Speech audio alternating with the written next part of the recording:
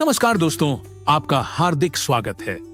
शिवरात्रि के दिन भगवान शिव को जल, पंचामृत और बिल्व पत्र अर्पित करने से समस्त पापों का नाश होता है और मोक्ष की प्राप्ति होती है।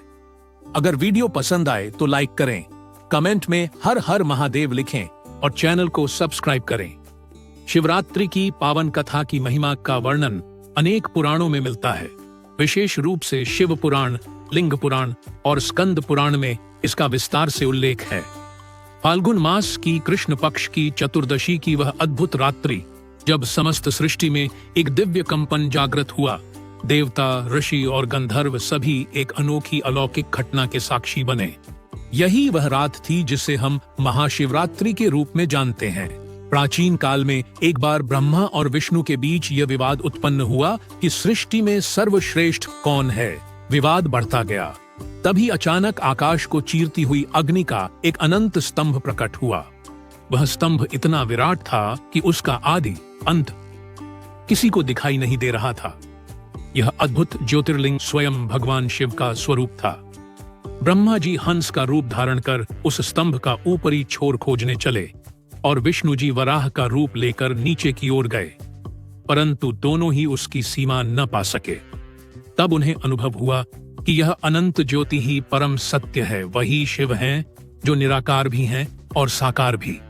उसी रात्रि में शिव के अनंत स्वरूप का प्राकट्य हुआ, इसलिए यह रात्रि महाशिवरात्रि कहलाई। एक अन्य कथा के अनुसार इसी रात्रि में भगवान शिव और माता पार्वती का दिव्य विवाह हुआ। हिमालय की पुत्री पार्वती ने अनेक वर्षों तक कठोर तपस्या की थी।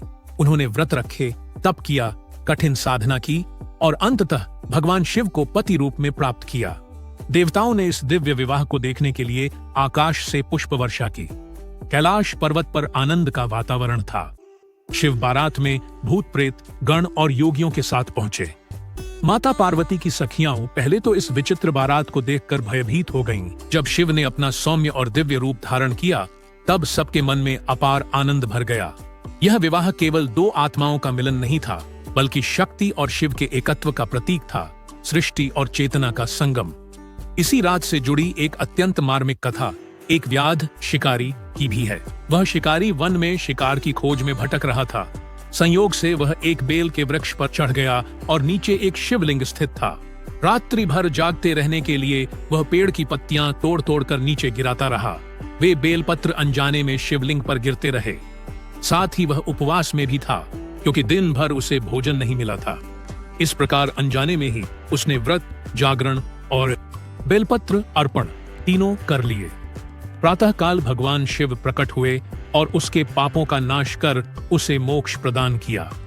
यह कथा दर्शाती है कि शिव भक्ति में भाव का महत्व है, औपचारिकता का नहीं। सच्चे हृदय से किया गया छोटा सा कर्म भी भगवान को प्रिय होता है। महाशिवरात्रि की रात 4 प्रहरों में विभाजित होती है। प्रत्येक प्रहर में शिवलिंग का अभिषेक किया जाता है। पहले प्रहर में जल से, दूसरे में दधि से, तीसरे में घृत से और चौथे में मधु से बेलपत्र, धतूरा, आक, चंदन और भस्म अर्पित की जाती है। ओम नमो शिवाय जप का जप वातावरण को दिव्यता से भर देता है। कहा जाता है कि इस रात्रि में किया गया एक भी हजारों जपों के समान फल देता है। शिवरात्रि केवल एक व्रत नहीं, बल्कि आत्म जागरण की रात्रि है। यह वह समय है जब साधक अपने भीतर के अंधकार को त्याग कर शिवत्व की ओर बढ़ता है। शिव का अर्थ है कल्याण। इस रात्रि में जो व्यक्ति श्रद्धा और विश्वास से उपवास रखता है, जागरण करता है और शिव का ध्यान करता है, उसके जीवन के पाप नष्ट होते हैं और उसे सुख, शांति तथा मोक्ष की प्राप्ति होती है। इस प्रकार शास्त्रों के अनुसार महाशिवरात्रि की कथा हमें यह संदेश देती है कि अहंकार का त्याग, तपस्या की शक्ति, भक्ति की सरलता और शिव शक्ति का एकत्व ही जीवन का परम सत्य है।